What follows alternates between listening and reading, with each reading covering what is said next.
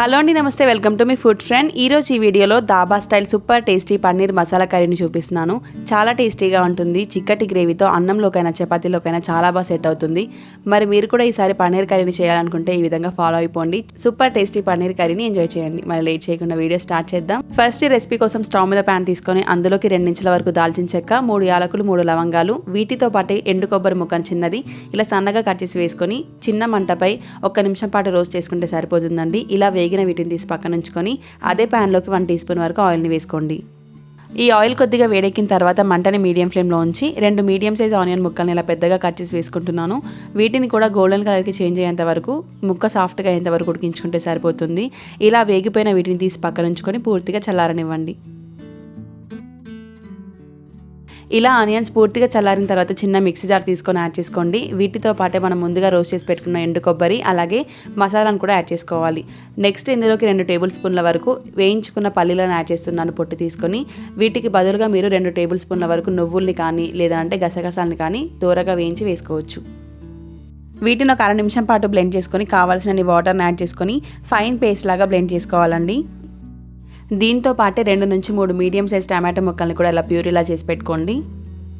Next stove మీద pan తీసుకొని 2 table స్పూన్ల వరకు ఆయిల్ని వేసుకోండి. ఆయిల్ వేడెక్కిన తర్వాత 1/2 టీ స్పూన్ వరకు జీలకర్రని అలాగే 1/4 టీ స్పూన్ వరకు ఆవాల్ని కూడా యాడ్ చేసుకొని వీటితో పాటు కొద్దిగంత కరివేపాకుని, ఒక 2-3 పచ్చిమిర్చి ముక్కల్ని అలాగే సన్నగా కట్ చేసి పెట్టుకున్న ఒక మీడియం సైజ్ ఆనియన్ ముక్కల్ని కూడా యాడ్ చేసుకుంటున్నాను.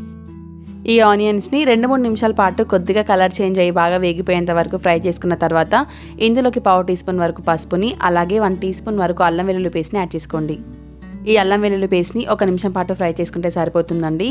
ఇలా అల్లం వెల్లుల్లి పేస్ట్ బాగా వేగిన తర్వాత ముందుగా మనం గ్రైండ్ చేసి పెట్టుకున్న టమాటో ప్యూరీని యాడ్ చేసుకుందాం.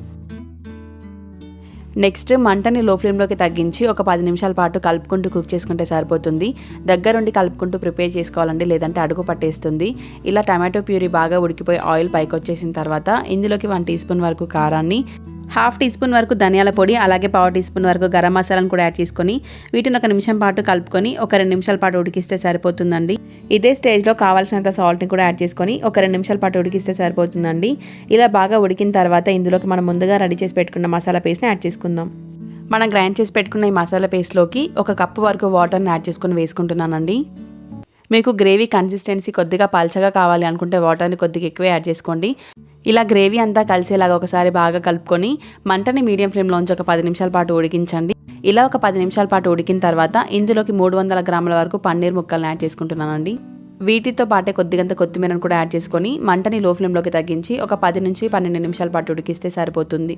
మీరు కావాలి అనుకుంటే గ్రేవీలో కొద్దిగా వాటర్ని ఎక్కువ వేసుకొని కూడా కావాల్సిన కన్సిస్టెన్సీ వచ్చేంత వరకు ఉడికించుకుంటే సరిపోతుందండి. అలా కాకుండా గ్రేవీ అడుగు పడుతుంది అని అనుకుంటే ఇలా ప్యాన్ పై ప్లేట్ ఉంచి అందులోకి వాటర్ని వేసుకొని కూడా ఒక 10 నుంచి 12 నిమిషాల పాటు ఉడికిస్తే సరిపోతుంది. మధ్య మధ్యలో కలుపుకుంటూ ఉండాలండి, మూత పెట్టినా సరే అడుగు పట్టేస్తుంది. ఒక 10 నిమిషాల తర్వాత చూపిస్తున్నాను చూడండి. గ్రేవీ కన్సిస్టెన్సీ అలాగే పన్నీర్ ముక్క కూడా చాలా బాగా ఉడికిపోయింది. మీరు కావాలి అనుకుంటే పన్నీర్ని కర్రీలో యాడ్ చేయడానికంటే ముందు కొద్దిగా ఆయిల్లో ఫ్రై చేసి కూడా తీసుకోవచ్చండి. అలా కూడా కర్రీ టేస్ట్ చాలా బాగుంటుంది. ఇంతే అండి దాబా స్టైల్ పన్నీర్ కర్రీ. చూస్తుంటేనే ఎప్పుడెప్పుడు తినాలి అనిపిస్తుంది కదా. రోటీలో, నాన్స్లోకి అయితే అద్దరిపోతుంది. అన్నం, బగారన్నం ఇలాంటి వాటిల్లో కూడా చాలా బాగా సెట్ అవుతుంది. మరి మీరెప్పుడు ట్రై చేస్తున్నారు ఈ కర్రీని? ఈసారి పన్నీర్ తెచ్చినప్పుడు ఈ విధంగా ట్రై చేయడం మాత్రం అస్సలు మర్చిపోకండి. చాలా చాలా టేస్టీగా ఉంటుంది. రెస్టారెంట్లో తిన్న పన్నీర్ కర్రీకి ఏ మాత్రం తక్కువ కాదండి, చాలా బాగుంటుంది టేస్ట్. మరి వీడియో కనుక మీకు నచ్చినట్లయితే మన ఛానల్ని సబ్స్క్రైబ్ చేసుకోండి. అలాగే పక్కనే ఉన్న బెల్ ఐకాన్ ఆన్ చేసి పెట్టుకోండి. ఇలాంటి మంచి మంచి యమ్మీ అండ్ టేస్టీ వంటలతో రోజు మీ ముందుకు వస్తాను. Keep watching me food friend. Thank you for watching.